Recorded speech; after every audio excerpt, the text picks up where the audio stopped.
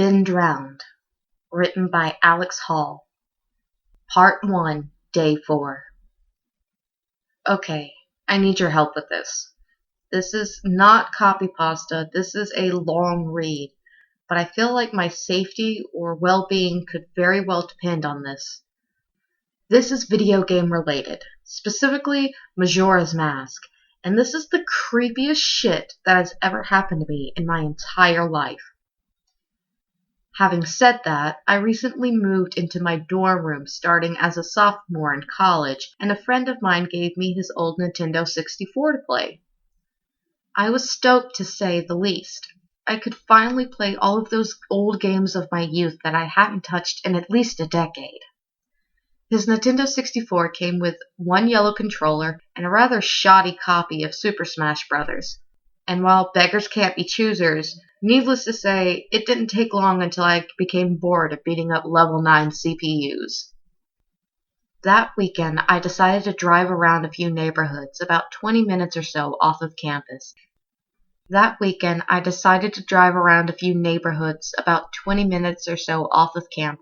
Hitting up the local garage sales, hoping to score on some good deals from ignorant parents. I ended up picking up a copy of Pokemon Stadium, GoldenEye, fuck yeah, F-Zero, and 2 other controllers for $2. Satisfied, I began to drive out of the neighborhood when one last house caught my attention. I still have no idea why it did.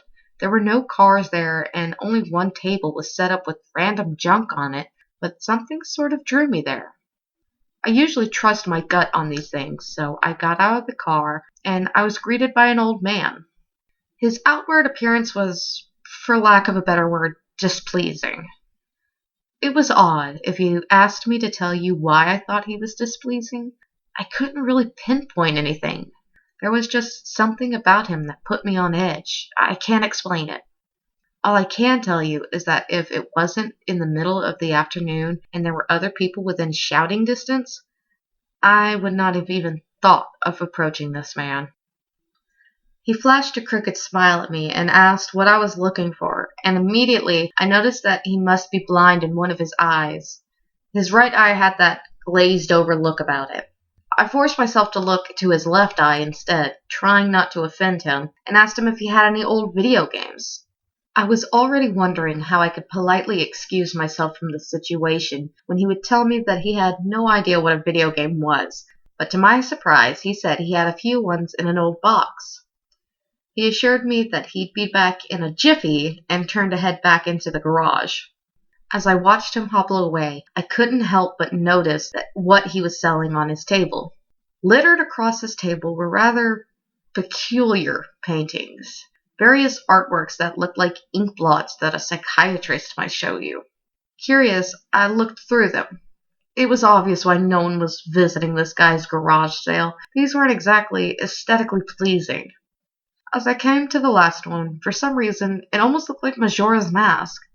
The same heart-shaped body with little spikes protruding outward.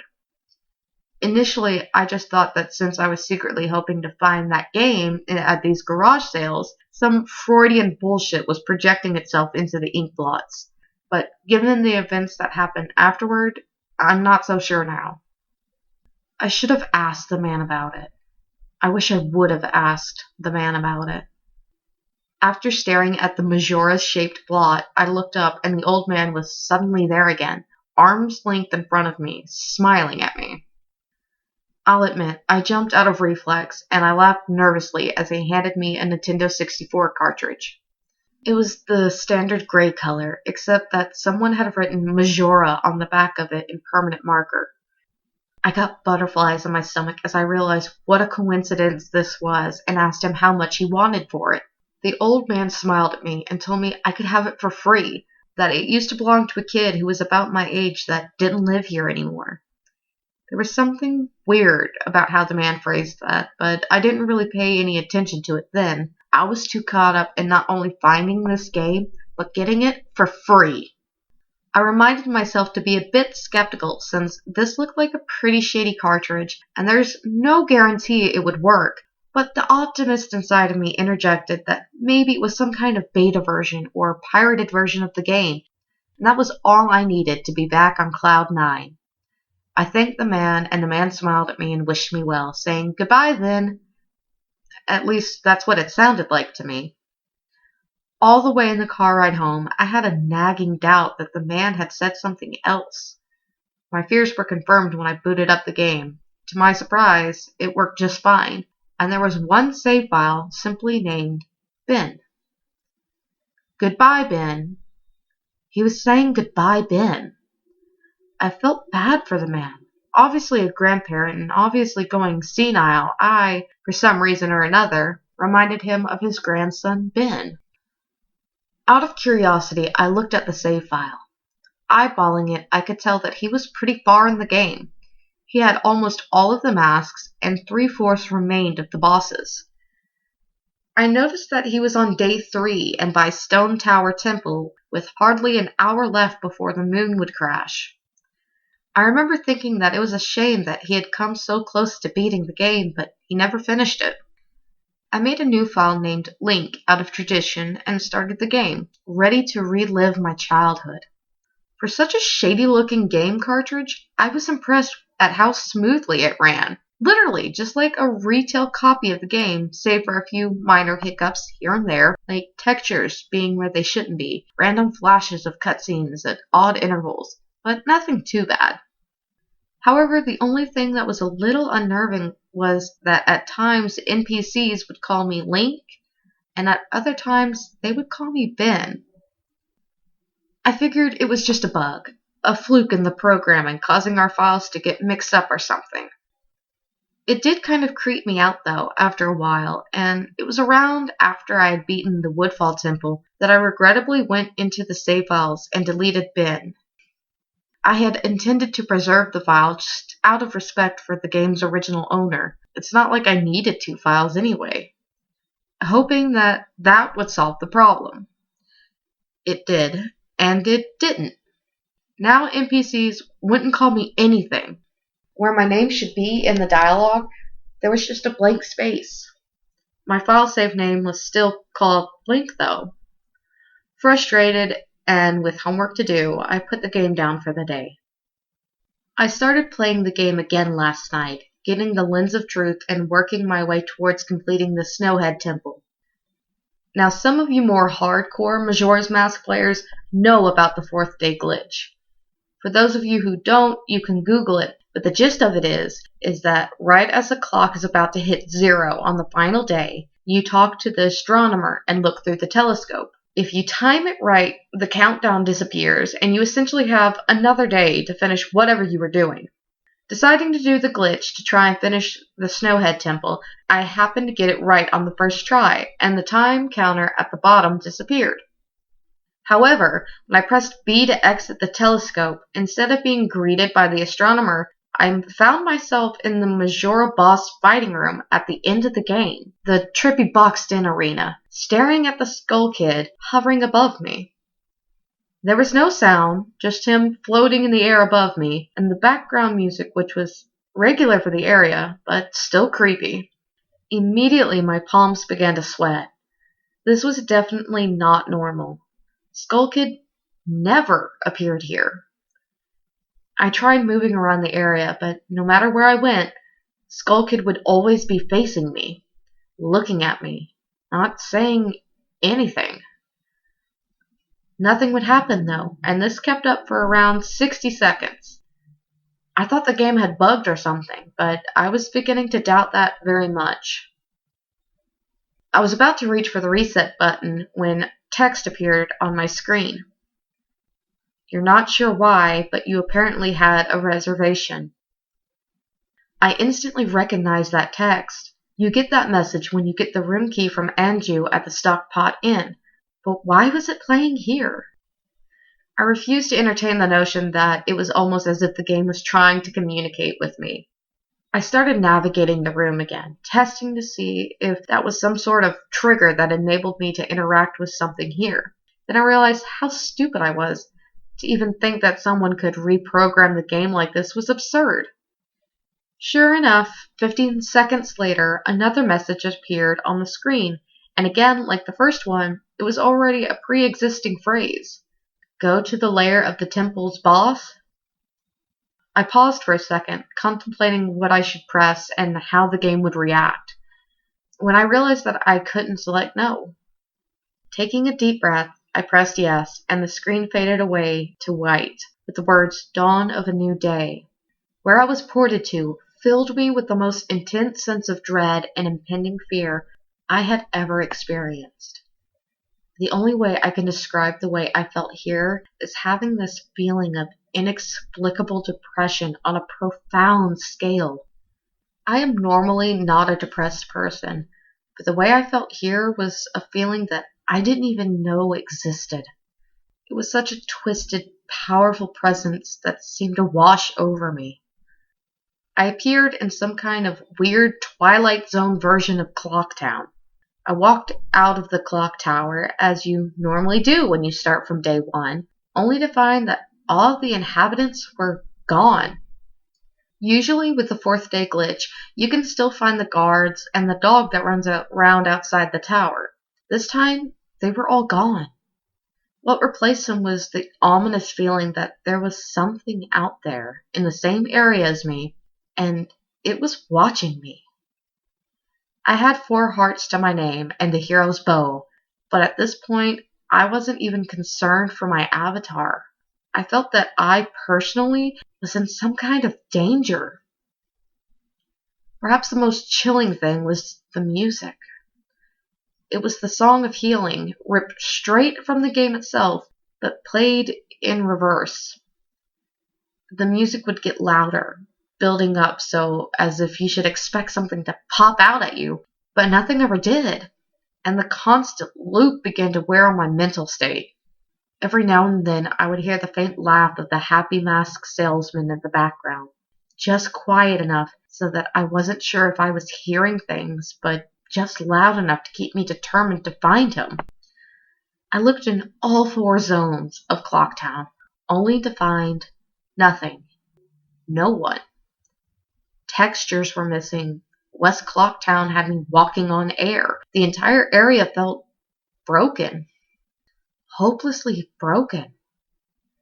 As the reverse Song of Healing repeated for what must have been the 50th time, I just remember standing in the middle of South Clocktown, realizing that I had never felt so alone in a video game before. As I walked through the ghost town, I don't know whether it was the combination of the out-of-place textures and the atmosphere and the haunting melody of one of the most peaceful and soothing songs being butchered and distorted, but I was literally on the verge of tears, and I had no idea why. I hardly ever cry. Something had gripped me here, and this powerful sense of depression that was both foreign and crippling. I tried to leave Clocktown, but every time I attempted to zone out, the screen would fade to black, and I would just zone into another part of Clocktown. I tried playing my ocarina. I wanted to escape. I did not want to be here. But every time I played the Song of Time or Song of Soaring, it would only say, "Your notes echo far," but nothing happens. By this point, it was obvious the game didn't want me to leave, but I had no idea why it was keeping me here. I didn't want to go inside of the buildings. I felt that I would be too vulnerable there to whatever I was terrified of. I don't know why, but I came up with the idea that maybe if I drowned myself at the laundry pool, I could spawn somewhere else and leave this place. As I zoned in and ran towards the pool, that's when it happened. Link grabbed his head, and the screen flashed for a brief moment of the happy masked salesman smiling at me. Not Link.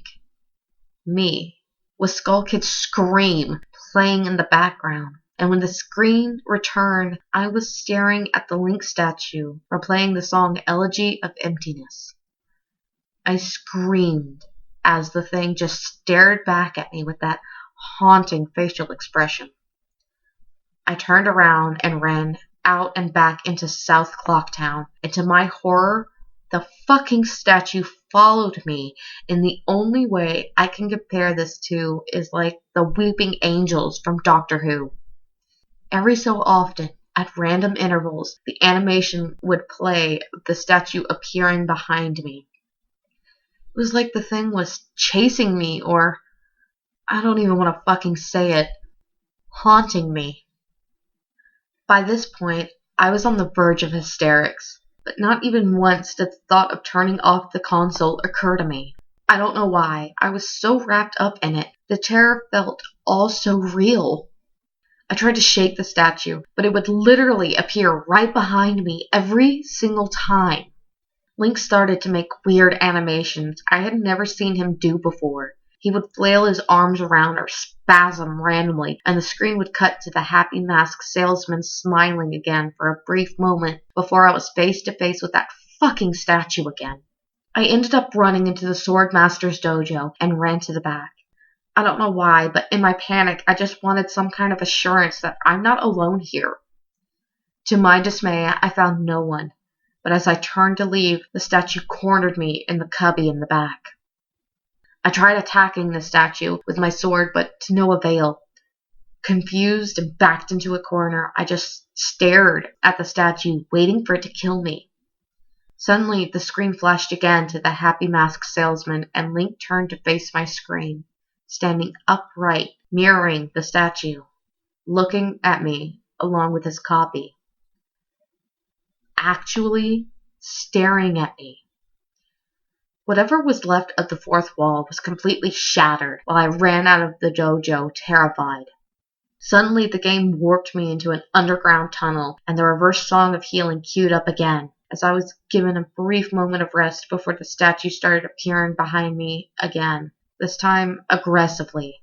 I could only take a few steps before it would summon behind me again. I hurriedly made my way out of the tunnel and appeared in the southern clock town. As I ran aimlessly, in sheer panic, suddenly a Redead screamed, and the screen faded to black as dawn of a new day appeared again. The screen faded in, and I was standing on top of Clock Tower with Skull Kid hovering over me again, silent. I look up and the moon was back, looming just meters above my head, but the Skull Kid just stared at me hauntingly with that fucking mask. A new song was playing. The Stone Tower Temple theme played in reverse. In some sort of desperate attempt, I equipped my bow and fired off a shot at the Skull Kid. And it actually hit him, and he played an animation of him reeling back. I fired again, and on the third arrow, a text box appeared saying, "That won't do you any good, he." And I was picked up off of the ground, levitated upwards on my back, and then Link screamed as he burst into flames, instantly killing him. I jumped when this happened. I had never seen this move used by anyone in the game, and Skull Kid himself didn't have any moves. As the death screen played, my lifeless body still burning, the Skull Kid laughed and the screen faded to black, only to have me reappear in the same place. I decided to charge him, but the same thing happened. Link's body was lifted off of the ground by some unknown force, and he immediately burst into flames again, killing him. This time, during the death screen, the faint sounds of the reverse song of healing could be heard. On my third and final try, I noticed that there was no music playing this time, and that there was an eerie silence. I remembered that in the original encounter with Skull Kid, you were supposed to use the ocarina to either travel back in time or summon the giants. I attempted to play the Song of Time, but before I could hit the last note, Link's body once again horrifically exploded into flames, and he died. As the death screen neared its end, it began to chug, as if the cartridge was trying to process a lot of something. When the screen came to, it was the same scene as the first 3 times. Except this time, Link was lying on the ground, dead in a position I had never seen in the game before. His head tilted towards the camera, with a Skull Kid floating above him. I couldn't move. I couldn't press any buttons. All I could do was just stare at Link's dead body. After around 30 seconds of this, the game simply fades out with the message, "You've met with a terrible fate, haven't you?" before kicking you out to the title screen. Upon getting back to the title screen and starting again, I noticed my save file was no longer there. Instead of Link, it was replaced with "Your turn." Your turn had 3 hearts, 0 masks, and no items. I selected Your Turn, and immediately when I did, I returned to the clock tower rooftop scene of my Link dead and the Skull Kid hovering over with the Skull Kids laughing, looping again and again. I quickly hit the reset button, and when the game booted up again, there was one more save file added below your turn, entitled Ben. Ben's save file is right back where it was before I deleted it, at the Stone Tower Temple with the moon almost crashing. I turned the game off at this point. I'm not superstitious, but this was way too fucked up, even for me. I haven't even played it at all today. Hell, I didn't even get any sleep last night.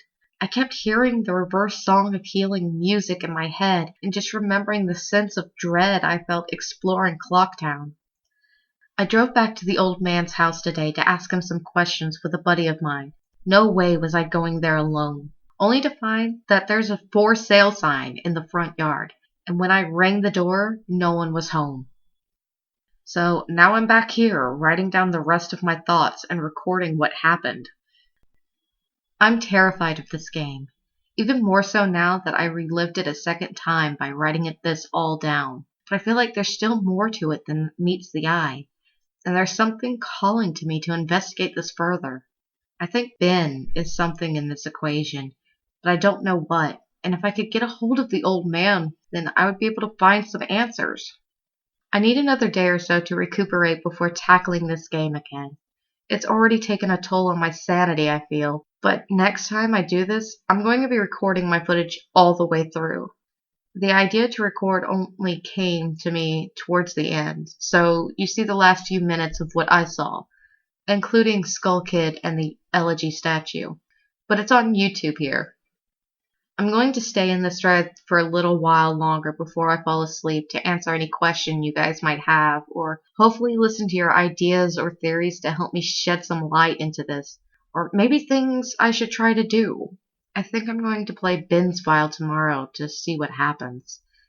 Maybe I was supposed to do that all along? I don't believe in paranormal shit, but this is a little fucked up. But maybe this Ben guy is just a really good hacker or programmer. I don't want to think about the alternatives if he isn't. That's the end of the copy paste. I'm hoping that maybe this is some kind of running gag the developers have, and that other people have gotten gag or hacked copies of the game like this. It just really scares me. Hey there, everybody. I want to say thank you so much for watching Ben Drowned Part 1. If you want to know when I put out the other 4 parts for the story, hit the notification bell. That way you get notified the next time a video, any video, comes out. And if you like what you heard, please subscribe, like, share to your friends and family, comment, and have a conversation with me.